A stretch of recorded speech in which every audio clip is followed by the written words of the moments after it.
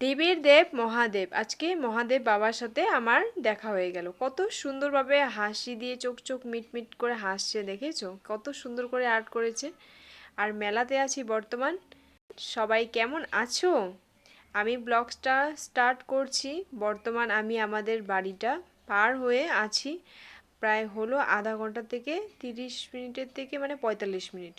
তো আমরা 45 মিনিট পরে আমরা টোটোতে করে আসলাম, এখানে নামলাম। নামার পরে একটা মেলাতে আসছি। এই মেলাটা হয় আমাদের সিমলাগুড়ি, বঙাইগাঁও, তারপর দাংতলা, সিমলাগুড়ি পাহাড়ে। মানে পাহাড়টা আমাদের বাড়ি থেকে প্রায় আধা ঘন্টা লাগে, বেশি একটা সময় লাগেও না।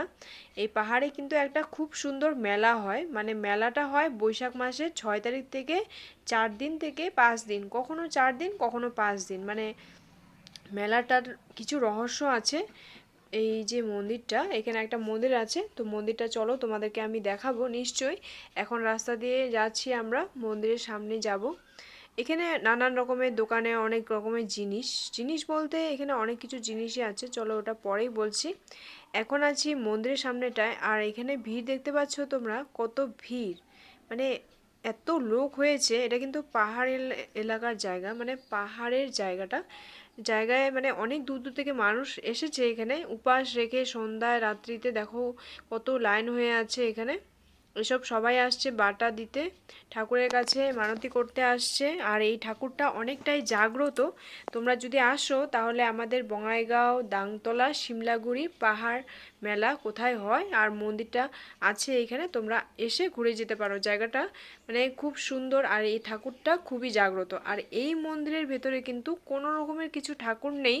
এখানে আছে একটা দুটো পাথর, শুধু পাথরটাকেই কিন্তু ভেতরে পুজো দেওয়া হয়। আর বিশেষ করে এখানে ত্রিশূল আছে আমাদের বাবা শিবের। যেহেতু দেবের দেব মহাদেব সবার আগে মানে আমাদের শিব বাবা, তার জন্য কিন্তু এইখানে মহাদেবের অনেক কিছু জিনিসও রাখা রয়েছে।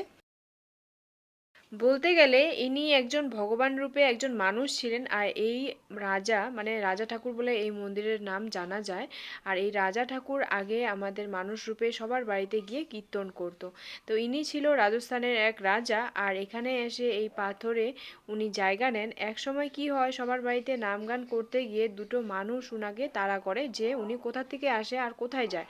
তো তার পিছনে একদিন আস্তে আস্তে পাহাড় অবধি আসে। তখন এই রাজা ঠাকুর যখন ওই দুজন ব্যক্তিকে দেখতে পায়, তখন মনে মনে ভাবে যে তোরা যখন আমাকে ফলো করেছিস, তাহলে আজকে তোদেরকেও লুপ্ত করব, আর আমি নিজেও আর কারো কাছে কোনোদিন মানুষ রূপে দেখা দেব না। সেদিন থেকে এই রাজা ঠাকুর আমাদের কারোর সাথে কোনোদিন আর দেখাও দেয়নি।